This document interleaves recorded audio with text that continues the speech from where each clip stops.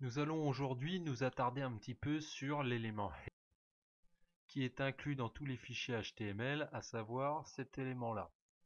Comme il est dit, comme il est indiqué dans le commentaire, head contient des informations qui ne seront pas affichées dans la page web, mais qui seront utiles au navigateur. Je vais l'ajouter, mais qui seront utiles au navigateur.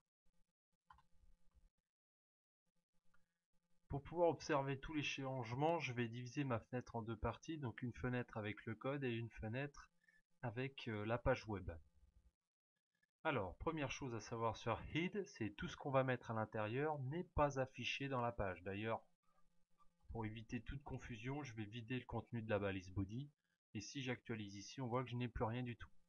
Premier élément indispensable et très important pour les moteurs de recherche tels que Google, c'est la balise title. Alors, on écrit un chevron ouvrant, on écrit title, un chevron fermant, et comme toujours, à chaque fois qu'on ouvre une balise, on pense à la fermer en la réécrivant en précédant le nom d'un slash.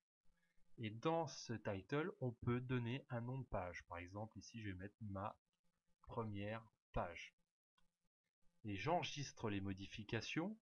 Et ensuite, pour les répercuter dans le navigateur, il faut que j'actualise. Et on voit une toute petite modification qui s'est opérée. C'est le nom de l'onglet ici qui a changé. Maintenant, j'ai bien écrit ma première page.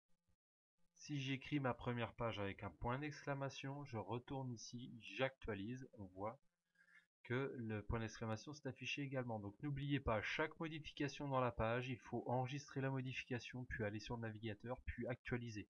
On verra plus tard des techniques qui font ça à notre place. Ce sera le seul élément qui est visible dans le navigateur, mais vous voyez que dans le contenu de la page, c'est-à-dire dans toute cette zone-ci, il n'y a absolument rien d'affiché. Alors nous venons de voir la balise title qui permet d'indiquer le titre de la page. Maintenant, on va voir une balise aussi qui a son importance, c'est la balise méta, notamment celle qui permet de préciser l'encodage des caractères dans le fichier, et ici c'est UTF-8. Alors d'ailleurs, il doit y avoir un lien entre l'encodage ici UTF-8 et l'encodage choisi dans format, et ici vous avez bien UTF-8. Donc il faut que les deux correspondent. En fait, ici, Car7 UTF-8, c'est indiquer au navigateur l'encodage qu'il doit utiliser, ce qui permet d'éviter des fois des problèmes d'affichage de caractères.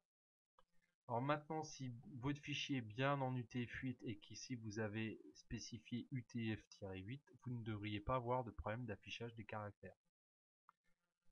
Ensuite, vous avez encore un élément qui peut s'avérer utile, alors pas dans l'immédiat mais très prochainement, c'est la balise link qui va permettre, alors ici je mets 3 petits points parce qu'en fait il y a des choses qui vont venir, et cette balise va permettre de relier un fichier, donc je vais l'écrire, permet de, bien sûr il faut ne pas oublier le point d'exclamation si on veut écrire un commentaire, donc permet de relier au fichier HTML un fichier CSS qui va permettre la mise en forme.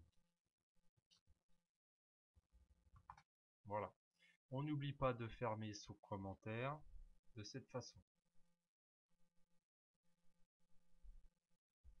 On pourra trouver également par la suite la balise script qui va permettre de relier, alors je vais mettre 3 petits points, je vais faire comme pour la balise link, qui va permettre de relier des fichiers JavaScript aux fichiers HTML. Donc on va l'écrire en commentaire. Donc permet de relier au fichier HTML un fichier JavaScript. On y reviendra ça plus tard. Pour l'instant, on est bien sur les éléments de base d'une page. Alors, il y a encore des choses à dire sur la balise head, parce qu'elle contient beaucoup plus d'éléments que les trois que l'on vient de voir. Mais je me contenterai dans toutes les vidéos de ces trois-là.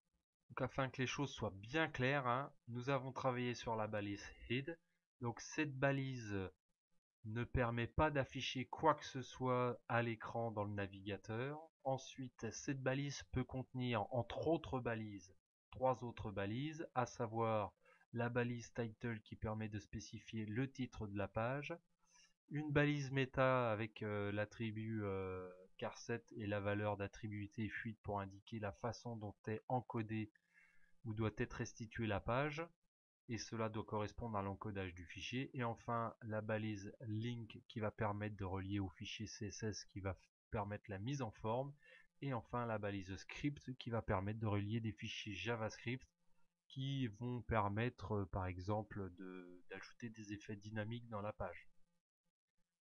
La vidéo suivante va porter sur la balise body, donc partie beaucoup plus intéressante puisque là on va pouvoir voir l'impact sur le contenu de notre page web. Donc à tout de suite.